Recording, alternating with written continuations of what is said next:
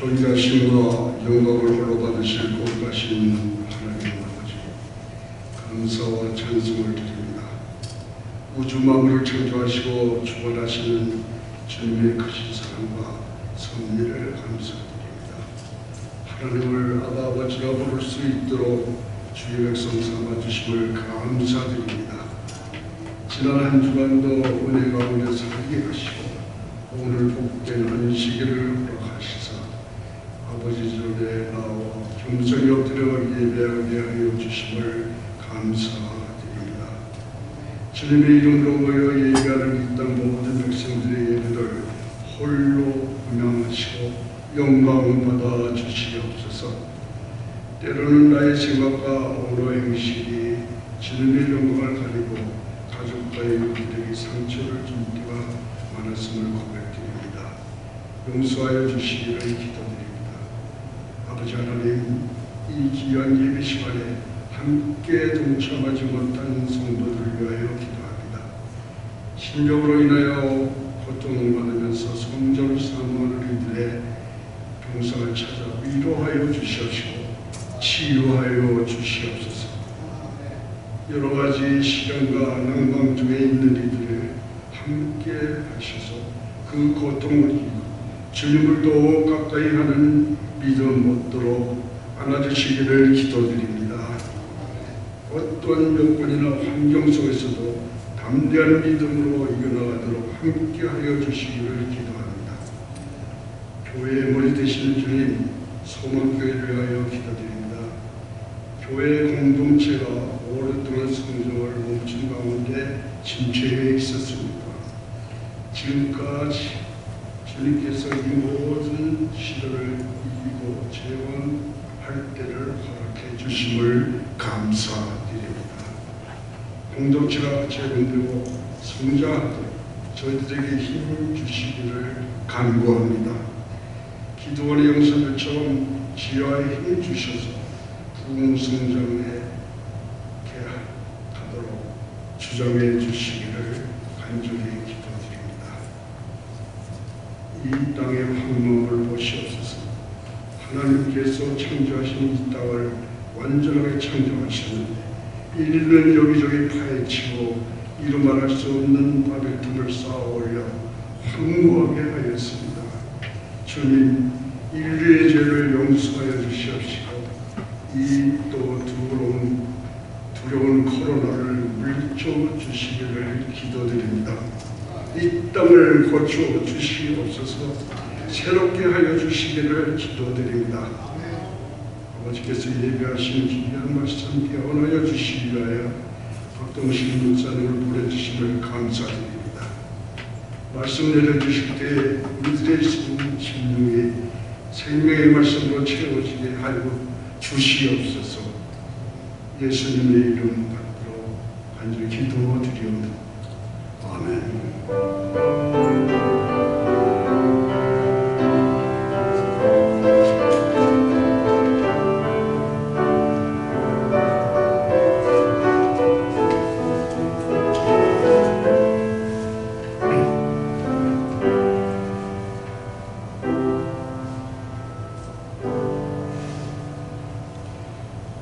찬송가 528장, 통합찬송가 310장입니다.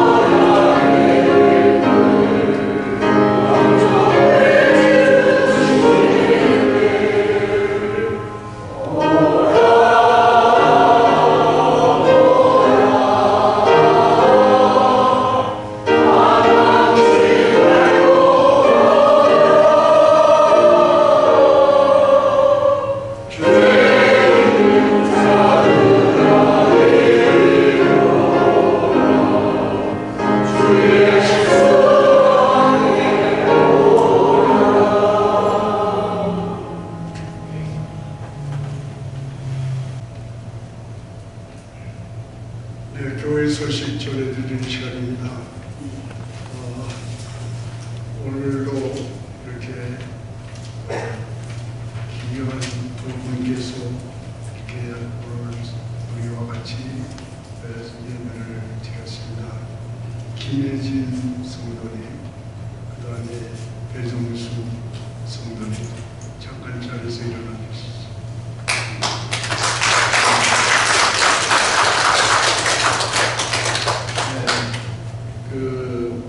우리 화육성 드리겠습니다. 같이.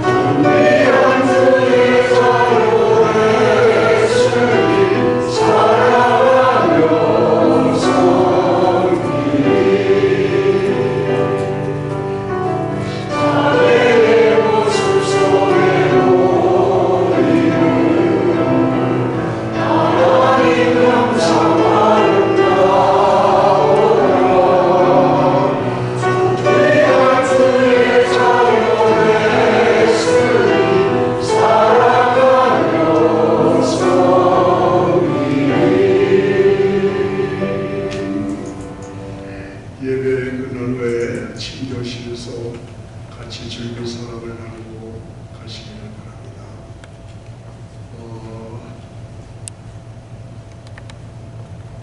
오늘 우리 말씀을 전해주신 동신 목사님 감사드립니다. 지난주에 등록해 주신 분이 계십니다.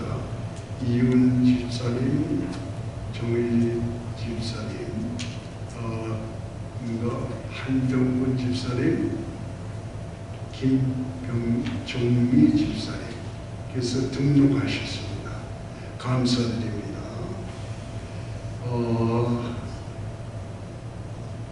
권사님께서 이 오권사님께서 생활당하셨습니다. 그 두 분 되시는 분이 더 돌아가셨는데 우리 교인들에게 감사해서 점심에 떡을 제공하십니다. 위로해 주시고 감사하시기 바랍니다. 기도 제목은 담임 목사님 청도를 위해서 기도해 주시고 교회 부흥을 위해서 기도해 주시고 초동조에 계신 분들을 위해 기도해 주시고 코로나 종식을 위해서 기도 부탁드립니다.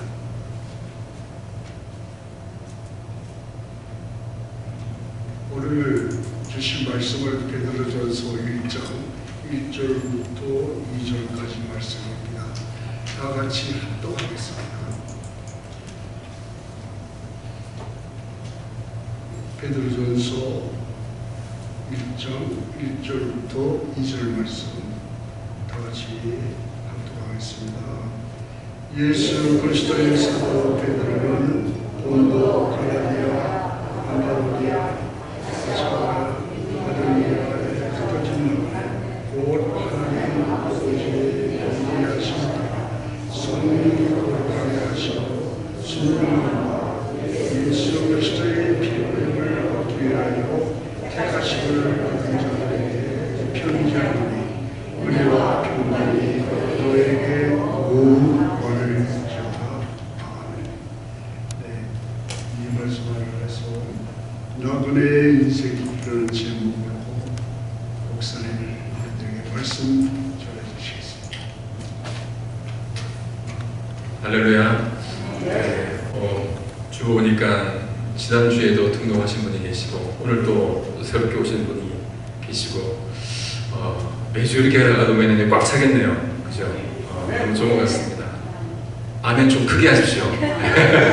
예, 너무 좋은 것 같습니다.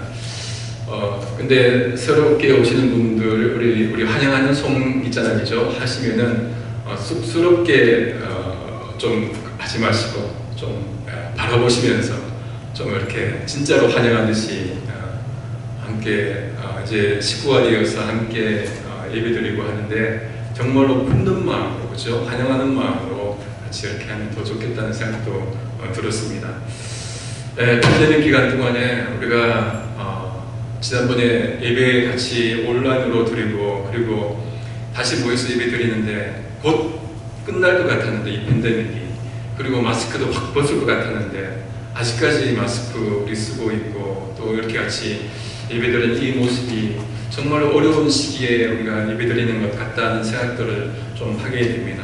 그런데 이런 어려운 시기를 우리가 사는 것 같지만은 이제 베드로후서를 우리가 좀 보면서 느끼는 것은 그들의 어려움과 그들의 박해 기간에 받았던 그런 어려움에 비해서는 아무것도 아니다라는 생각들을 좀 해보게 됩니다.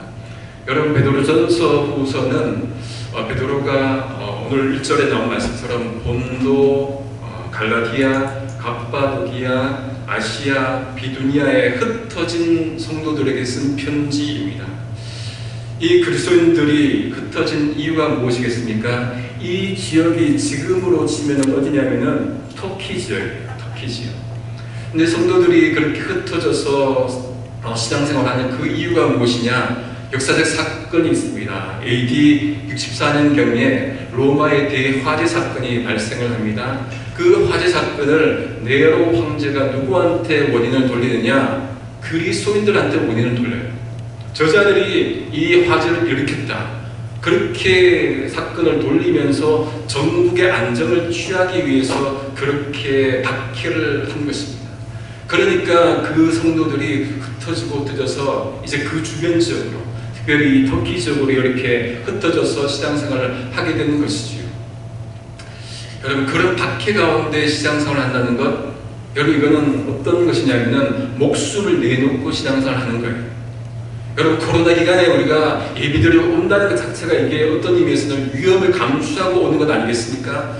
온라인으로 드리면은 이런 위험 집에서 마스크 벗고 예배 드리면은 편안하게 드릴 수 있잖아요, 그렇죠? 그런데 교회 온다는 것 마스크 쓰고 불편하고 또 혹시 어떤 위험이 있을지 모르는 그런 위험을 감수하고 예비 드리는 것 자체가 이게 어떤 의미에서 위험을 감수하는 것이죠.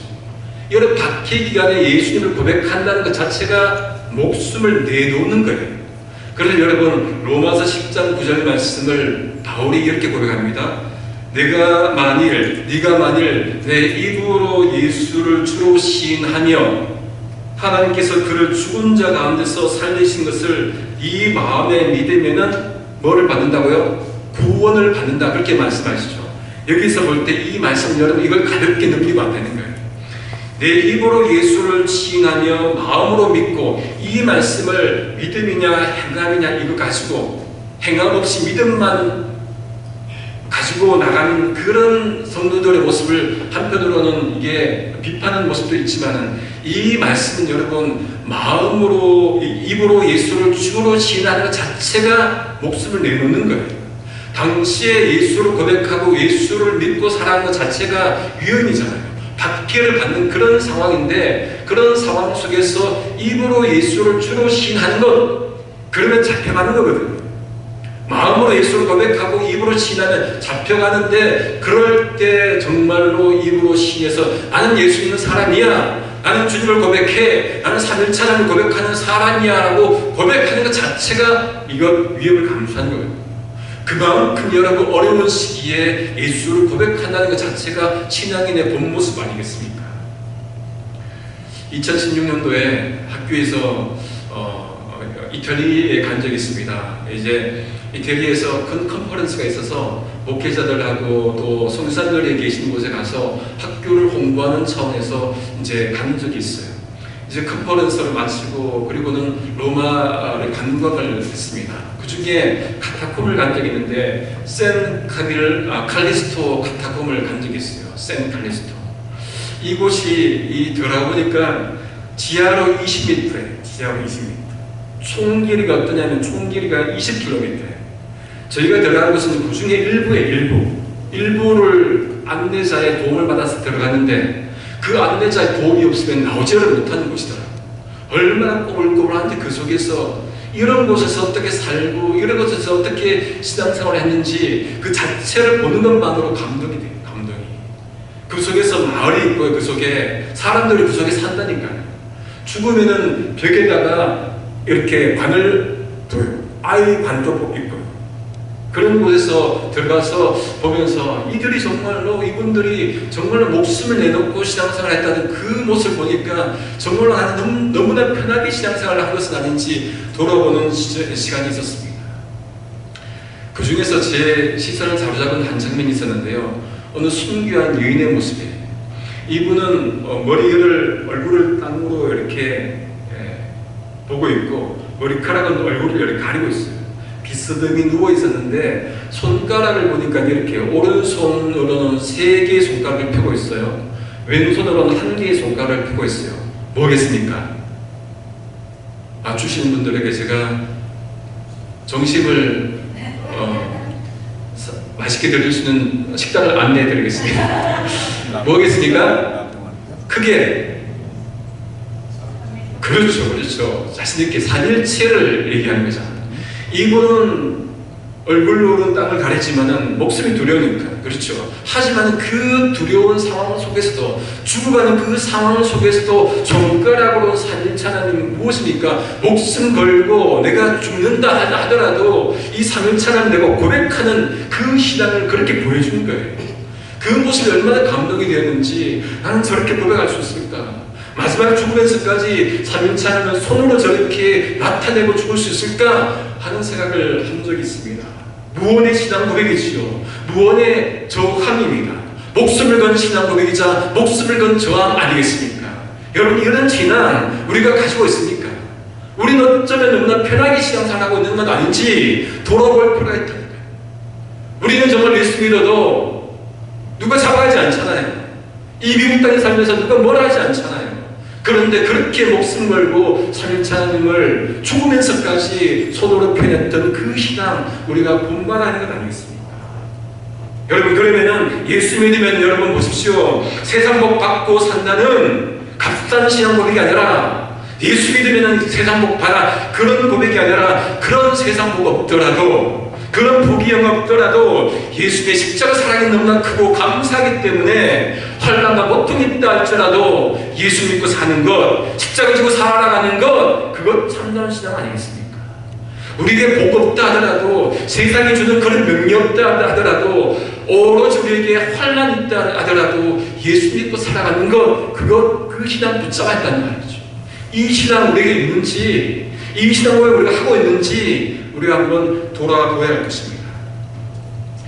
리드머 교회라고 하는 교회에 개척하시고 지금 또 사역하시는 팀 켈러 목사님이 있습니다. 워낙 유명한 목사님이시죠. 팀 켈러 목사님. 이 목사님이 어느 책에서 그런 말씀을 하셨습니다. 하나님은 고난과 상관없이가 아니라 고난을 통해서 온전한 기쁨을 주셨고, 하나님은 십자가를 지는 고통과 상관없이가 아니라 그 아픔을 통해서 인류를 구원하셨다. 고통 없이가 아니라 고통을 통해서 기쁨을 주셨고, 고통을 통해서 인류를 구원하셨다. 그렇게 말씀을 합니다. 예수님의 십자가 고통 없는 게 아니라 고통을 가지시고 우리를 위해서 십자가 지시고 구원해 주시는 그 기쁨, 여러분, 이 고통 가운데 정말 우리는 하나님을 고백할 수 있을까? 한번 돌아볼 수 있었으면 좋겠습니다. 우리는 순교를 강요당하지 않고 살아요. 그러면 우리는 어떤 질문을 던져야 됩니까? 이런 질문 던져야 됩니다. 나는 정말로 예수님을 바르게 믿고 있는가? 나는 정말로 예수님 바르게 믿고 있는가? 아니면 그냥 교회 왔다가 성도님 만나고 집에 돌아가는 것은 아닌가? 한번 돌아보는 시간 되었으면 좋겠습니다. 우리는 정말로 주님이 원하시는 모습으로 주님을 믿고 있는가? 내 고집으로, 내 야망으로, 내 것으로 주님을 믿고 있지는 않는지, 하나님이 기뻐하시는 그 모습으로 예수 믿어야 되는데 내 모습으로 그냥 하나님 믿고 있지는 않는지 돌아볼 필요가 있다니까요. 우리는 정말로 하나님이 정말 원하시는 그 신앙 가지고 있는지, 그 신앙을 후손들에게 전해주고 있는지, 주변 이웃들에게 전해주고 있는지, 이 진리의 말씀을 내만 간직하는 것이 아니라, 내만 믿고 천국 티켓 확보해서 가는 것이 아니라 주변에 아직도 예수님 모르고 있는 사람들에게 전하고 있는지 정말 우리가 돌아봐야 되는 건 아니겠습니까? 갈수록 기독교가 하락하는 이 시대에 어떻게 기독교를 우리가 회복시킵니까? 어떻게 부흥을 회복합니까? 이 땅의 황망을 벗어서 하늘의 하나님, 긍휼을 베푸시는 그 하나님께 부흥시켜 달라고 외쳐야 되는데 어떻게 합니까? 우리가 가만히 있어서 되겠습니까? 우리가 복음 증거해야 되지 않겠습니까? 여러분, 우리는 물려줘야 할 것은 편한 신앙생활이 아니라 진리를 추구하는 신앙생활. 정말 어떤 어려움이 있더라도 정말 목숨 바쳐서 진리를 추구하는 그 신앙생활, 이것을 우리 후손들에게 또 주변 이웃들에게 전해야 할 것입니다. 1절 끝에 보면 어떤 표현이냐, 흩어진 나그네, 그렇게 나오죠. 흩어진 나그네. 영어 성경에 보니까 이렇게 나와요. Strangers in the world scattered. 그게 세상에 흩어진 낯선 자들, 이런 표현이에요. 그러니까 이게 인생의 모습을 보여주는 건 알겠습니다. 나그네 인생 자체가 나그네잖아요. 나그네 인생의 모습을 흩어진 나그네, 이렇게 편지를 씁니다. 그렇게. 여러분, 가수 최유준 씨 아시죠? 그죠? 저도 안돼 아시겠죠? 하숙생이라는 노래 부르면 좀 이상하니까, 인생은 나그네, 죄송합니다. 인생은 나그네 길, 어디서 왔다가 어디로 가는가, 구름이 흘러가듯 떠돌다 가는 길에 정일랑 두지 말자, 미련일랑 두지 말자. 여러분, 인생은 나그네 길, 이 가사 자체가, 우리 인생 자체가 나그네 길 인생, 저도 그렇고 여러분도 그렇고 나그네 길 아니겠습니까? 나그네 길 사는 인생이에요. 본향을 향해서 가는 그 나그네 인생이잖아요. 제가 초등학교 5학년 때까지는 제 반경이 동네 교회 학교 요 반경에서 한 10분 15분 내외. 그런데 초등학교 6학년 때쯤에 동네에 버스가 들어왔습니다. 올라가면 1번이었고 내려가면 2번이었어요. 그 버스가 들어와서 친구들하고 처음 버스가 들어오는 날, 우리 한번 이 버스 타고 한번 안동시내 한번 전체를 한번 돌아보자. 네, 돌아보자. 그래서 60원 내고 그 버스를 타고 한번 전체를 한번 돌아봤죠. 돌아보니까 안동도 꽤 넓더라고요. 그리고 나중에 자전거 타고도 한번 나가보니까 시내 나가보니까 오락실도 큰 게 있고 뭐 상점도 있고 그러면서 이제 이 활동 반경이 넓어지더라. 다른 곳도 있구나. 내가 알던 이 10분 15분 내외만 있는 것이 아니라 다른 지역도 있구나. 이후로 대구로 가고 서울로 가고 밴쿠버로 가고 아틀란타로 가고 이곳 LA에 이제 사는데 이 자체가 어떤 의미에서 우리가 나그네 인생 아니겠습니까? 여러분 믿음의 조상 아브라함 나그네 인생 살았던 것 아니겠습니까? 하나님께서 너는 너의 고향과 친척과 아버지의 집을 어떻게 해요? 떠나서 내가 너에게 보여줄 땅으로 가라고 명령하셨습니다. 75세에 떠납니다. 나그네 인생 떠나는 거잖아요. 하나님의 아들 예수 그리스도 어떻습니까? 나그네 인생이셨습니다. 하늘 보좌 버리시고 이 땅으로 오신 나그네 인생이셨어요. 오셔서 어떻습니까? 요도 굴이 있고 새도 공중의 새도 찌리 있으되 인자는 머리 둘 곳이 없다. 나그네 인생이잖아요. 우리가 초대교회 교부의 대표자로 꼽고 있는 어거스틴 아구스티누스가 고백록에서 이렇게 고백합니다. 당신은 우리의 인간의 마음을 움직여 당신을 찬양하고 즐기게 하십니다. 하나님은 우리가 하나님을 찬양하게끔 그렇게 만드셨다는 거예요. 그러면서 당신은 당신을 향해서 살도록 창조하셨으므로 우리가 우리를 향해서 창조된 게 아니고 하나님은 우리를 창조하신 것은 하나님을 향해서 살도록 창조하신 거라는 거죠. 그래서 우리 마음이 당신 안에서 안식할 때까지는 편안하지 않습니다. 하나님이 우리를 창조하셨는데 우리를 향해서 살도록 하신 것이 아니라 하나님을 향해서 살도록 하셨기 때문에 한 안에 있기까지는 우리가 어떻게 해요? 편안하지 않다는 거예요. 안식이 없다는 겁니다. 그러니까 이 세상 어떤 인생입니까? 나그네 인생 당연히 안식이 없는 인생이에요. 하나님의 품에 안기기 전까지는 우리에게 참된 안식이 없다는 것을 어스틴이 보여주고 있습니다. 우리 이 세상 살아갈 때 여러분 좀 더 뭔가 마음이 평안한 것 같은데 돌아서면 또 근심이 있고 돌아서면 또 불안이 있잖아요. 하나님의 품에 안기기 전까지는 우리는 정말로 이 세상 안에서는 나그네 인생인 것을 우리가 보게 됩니다. 언젠가 맥도날드에 갔는데요. 책을 보기 위해서 한번 가서 책을 보고 있는데 홈리스 할아버지가 들어오시더라고요. 들어오셔서도 홈리스 할아버지가 저기 구석에 가서 앉으시는데 앉으셔서는 뭔가 이렇게 주머니에서 끄집어내요. 작은 책자를 끄집어냅니다.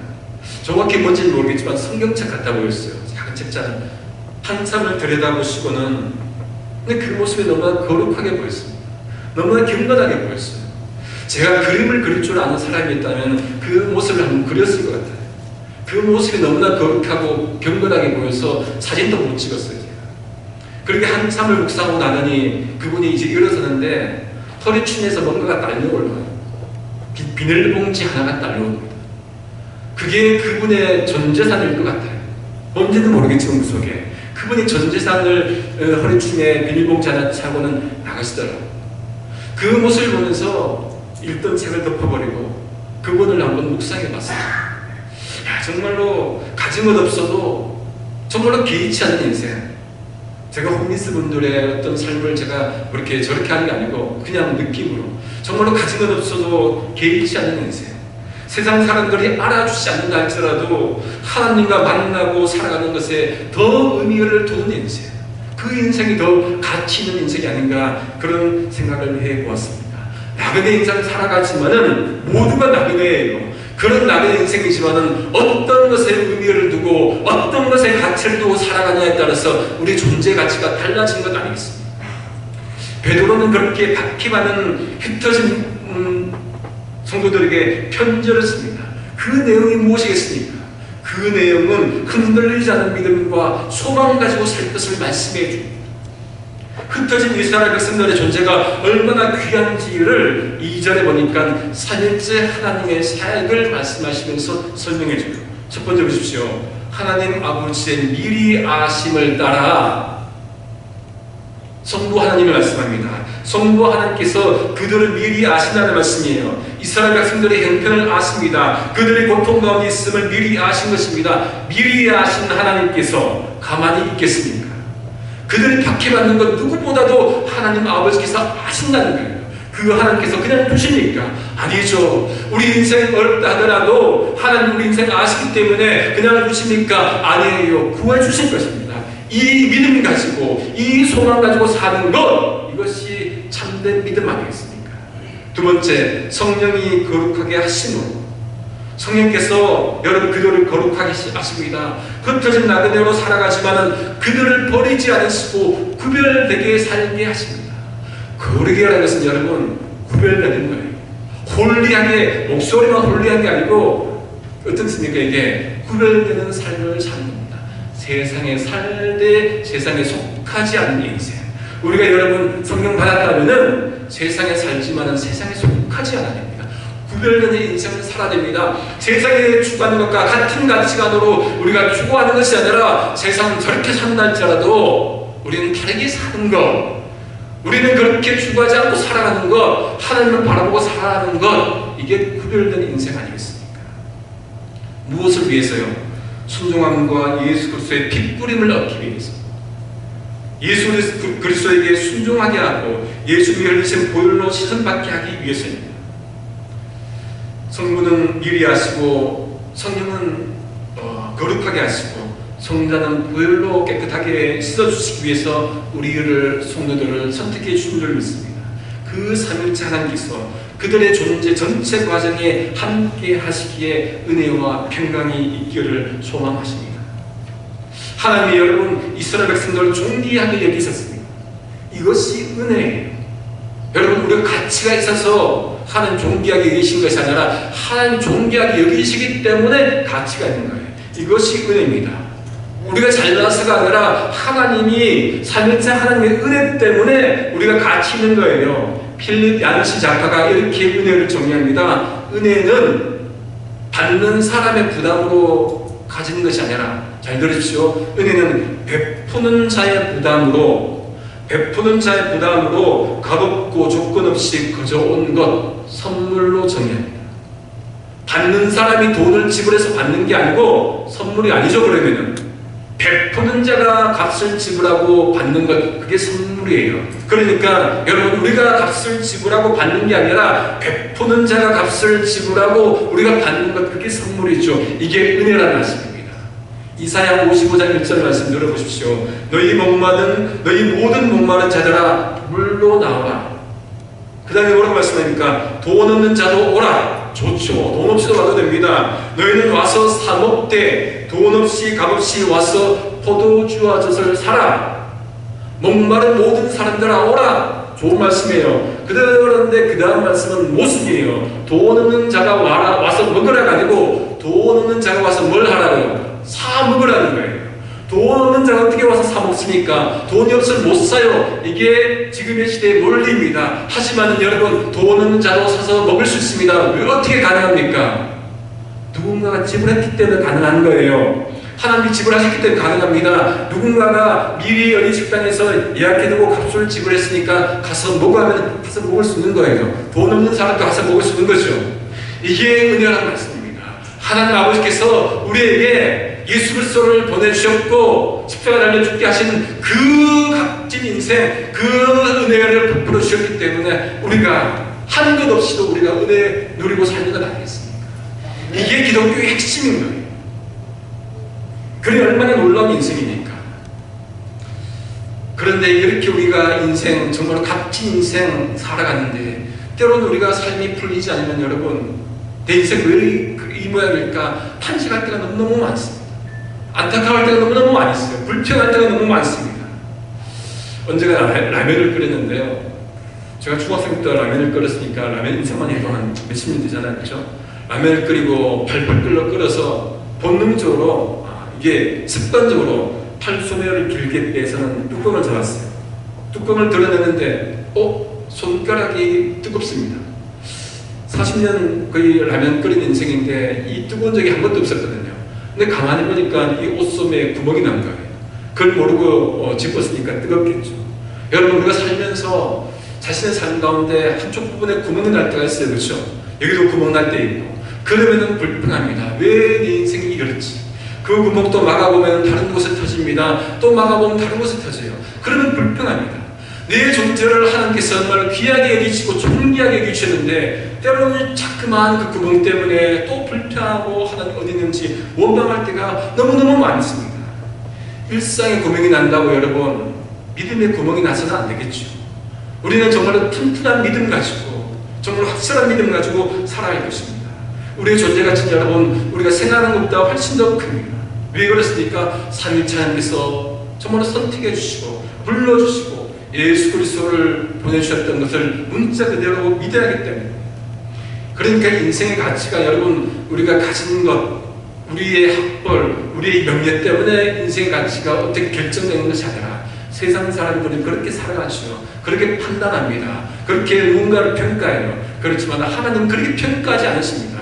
하나님의 성경에 곳곳에서 뭐라 하십니까? 중심을 보신다 하지 않습니까? 하나님 그렇게 평가하지 않으세요. 하나님께서 우리 한 명을 위해서 우리 한 존재를 위해서 예수를 보내주셨기 때문에 그가 어떤 것을 가졌냐에 따라서 평가받는 것이 아니라 그가 하나님과 함께 하느냐 하나님을 중심에 모시고 살아갔냐 그것에 따라서 그의 존재가 결정이 되는 것입니다. 그러니 우리가 자존감을 가지고 살아야 합니다. 이사야 43장 1절에서 3절입니다. 야곱아 너를 창조하신 여호와께서 지금 말씀하십니다. 이스라엘아 너를 지으신 이가 말씀하시느니라 너는 두려워하지 말라. 그 다음에 뭐라고 말씀합니까? 내가 너를 구속하였고 내가 너를 지명하여 불러나니 너는 내 것이라.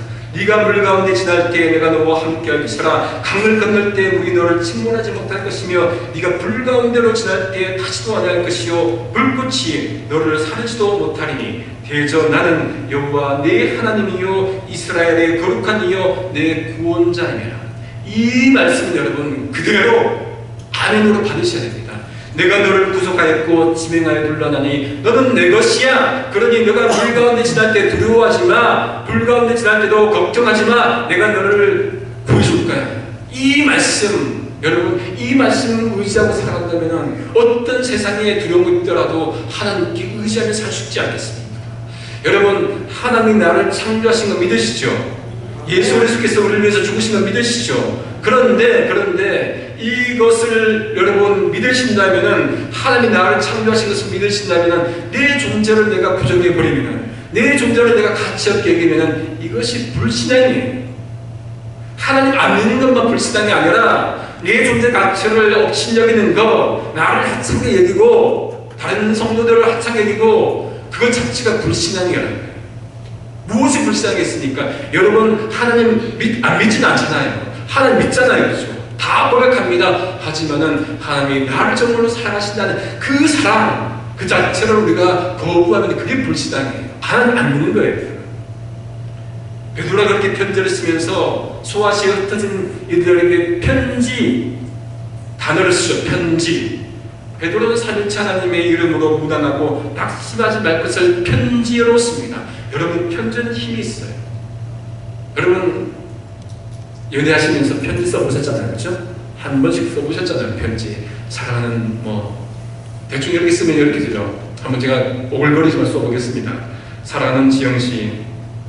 지영씨는 제 옛 애인이 아니고 지금 아내입니다. 사랑하는 지영씨, 어제는 비가 와서 무작정 걸었어요. 걷는 모든 길 끝에 그대 있더군요. 그대 여기 함께 있다면 이렇게 외롭지 않을 텐데 말이죠. 이제 우리 함께 걸어요. 왜 이렇게 썼을 거 아니겠습니까? 좀 웃으십시오. 정호승 시인이 쓴 시 중에 첫마음이라는 시가 있습니다. 한번 들어보십시오.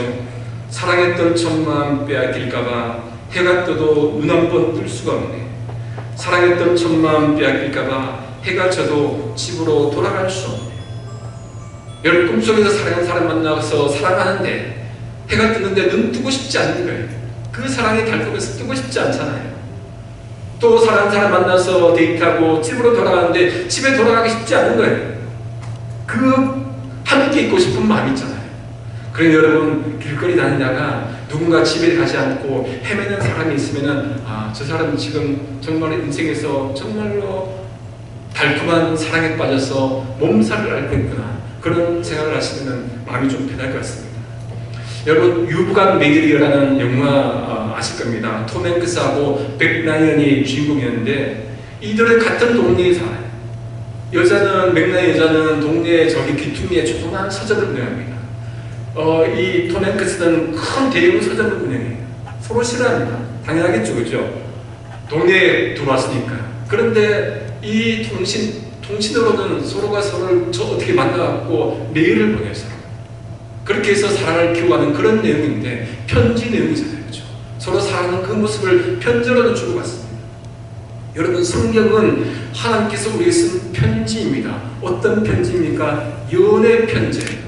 태초에 하나님이 천지를 창조하시니라. 창세기 1장 1절 말씀부터 요한계시록 22장 21절 주 예수의 은혜가 모든 자들에게 있을지어다. 아멘. 이 말씀까지 모든 말씀 한 절 한 절이 어떤 말씀입니까? 내가 너를 사랑한다, 내가 너를 사랑한다. 그 사랑의 편지란 말이에요. 하나님께서 우리에게 쓰신 연애 편지입니다. 그 중에서 핵심은 어디입니까? 요한복음 3장 16절 말씀이 핵심 아니겠습니까? 하나님이 세상을 이처럼 사랑하사 독생자를 주셨으니 이는 저를 믿는 자마다 멸망치 않고 영생을 얻게 하려 하심이라. 하나님이 내가 너희를 사랑한다, 사랑한다, 사랑한다. 못 믿겠어? 내가 내 아들을 줄 거야. 그 아들을 보내주셨잖아요. 말로만 사랑하는 달콤한 사랑이 아니라 아들 예수를 몸으로 보여주시고 사랑해 주셨던 그 십자가 사랑으로 그 사랑을 완성하셨던 그 사랑. 이것보다 여러분 더 값진 사랑이 어디 있겠습니까? 이런 사랑보다 더 값진 사랑을 어디서 찾아보겠습니까? 그러니까 우리가 성경 말씀을 붙잡고 말씀을 읽어야 됩니다. 하나님이 우리를 미리 아시고 택해 주시고 불러주시고 우리에게 시간을 주시고 생명 주시고 가족 주시고 존재해야 될 장소를 주시고 함께 하시고 끝날까지 내가 너희와 함께 하겠다는 그 약속을 주신 것, 그 사랑을 어디서 맛보겠습니까? 나 자신을 위해서 십자가 주신 그 예수님의 사랑을 어디서 맛보겠습니까? 너무너무 기쁜 소식 아니겠습니까? 여러분, 자녀들이 어디 합격했다는 소식 들어도 기쁘지요. 제 딸이 최근에 그 운전면허 필기시험에 합격했어요. 나오면서 얼마나 소리를 지르던지 아이고 기쁘더라고요. 그게 뭐라고 그러죠? 그 기쁘잖아요. 그 기쁜 소식. 그런데 우리가 여러분 대학에 어디 합격해도 기쁘고 뭐 직장에 합격해도 기쁜데 하나님께서 우리를 사랑하시고 아들 예수를 보내주시고 그 아들 예수가 몸으로 이 땅에 오셔서 우리 위해 십자가 지신 그 사랑, 그 예수를 믿으면 구원받는 그 소식을 우리에게 주신 것 무엇보다 기쁜 거 아니겠습니까? 이 기쁜 소식 가지고 이 땅에 살아간다는 것 자체가 당당하게 살아야 되죠. 베드로가 그 말씀을 하는 거예요.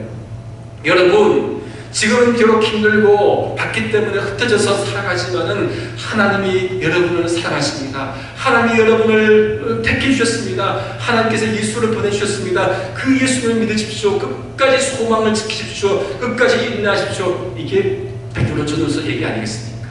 이 신앙 우리가 끝까지 지켜야 할 것입니다. 말씀을 정리합니다. 나그네 인생입니다. 하나님이 우리와 함께 하십니다. 나그네 인생입니다. 힘들고 어렵더라도 공동체에서 함께 신앙생활하는 여러분 있지 않습니까? 옆에 계신 분이 소중한 분이에요.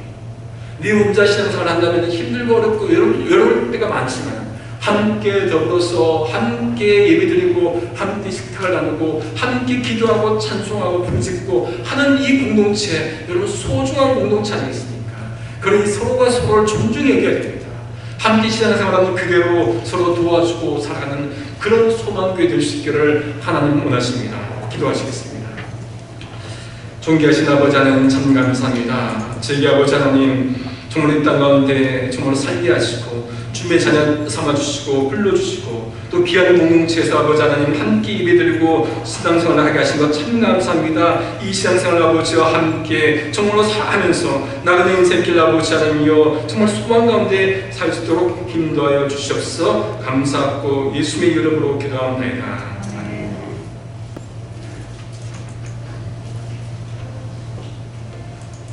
같이 일어나셔서 저희가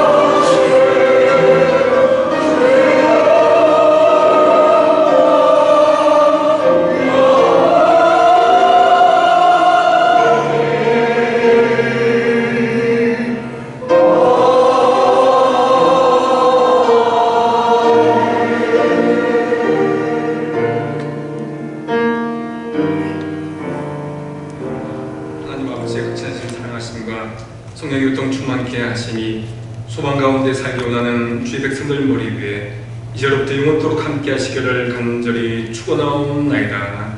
아멘.